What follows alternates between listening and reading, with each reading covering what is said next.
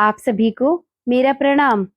आज मैं जो कहानी आपको सुनाने जा रही हूँ, वो एक माँ और बेटे की बहुत ही भावनात्मक कहानी है। तो चलिए शुरू करते हैं। 22 साल का जवान लड़का बाजार जा रहा था।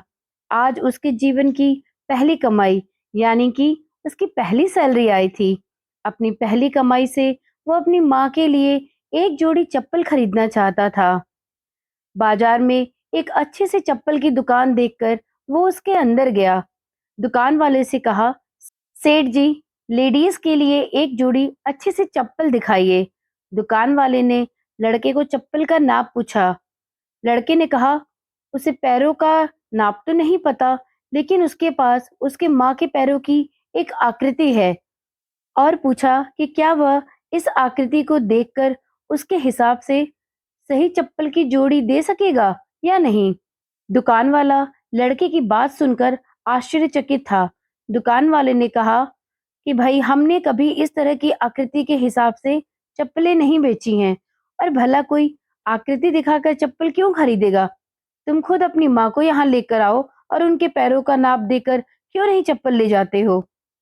लड़के ने कहा, वह शहर में रहता है और उसकी माँ बहुत दूर गांव में। उसकी माँ ने जीवन में कभी चप्पलें नहीं पहनी, फिर भी उसने बहुत मेहनत करके मुझे पढ़ाया, लिखाया और इस काबिल बनाया कि आज मैं एक अच्छी नौकरी कर सकूं। मैं जब घर से नौकरी के लिए निकला था, तब मैंने ये तय कर लिया था कि अपनी पहली तनख्वाह से सबसे पहले अपनी माँ के लिए एक जोड़ी चप्पल खरीदूंगा। इसके लिए मैंने उनके पैरों की आकृति इस पेपर में बना ली थी। लड़के ने एक सफेद कागज पे बनी अपने माँ के पैरों की आकृति दुकान वाले को दिखाते हुए कहा।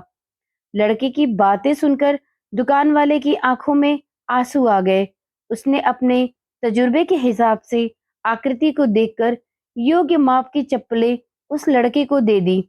दुकान वाले ने एक और चप्पल उसी नाप की उस लड़के को देते हुए कहा कि अगर माँ की चप्पलें टूट जाएं, तो यह दूसरी चप्पलें उन्हें दूसरे बेटे की तरफ से भेंट में दे देना। लड़का यह सुनकर बहुत भावुक हुआ।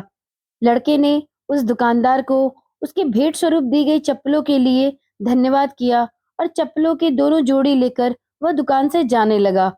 तभी पीछे से दुकानदार ने लड़के को रोकते हुए पूछा कि क्या वह पेपर में बनी पैरों की आकृति उसे दे सकता है।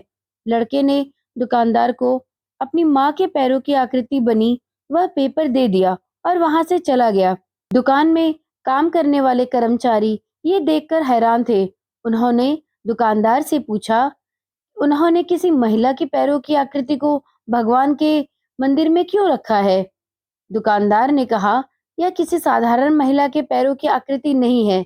यह एक बहुत ही महान माँ के पैरों की आकृति है, जिसने इस लड़के का इतने अच्छे संस्कारों से पालन पोषण किया है।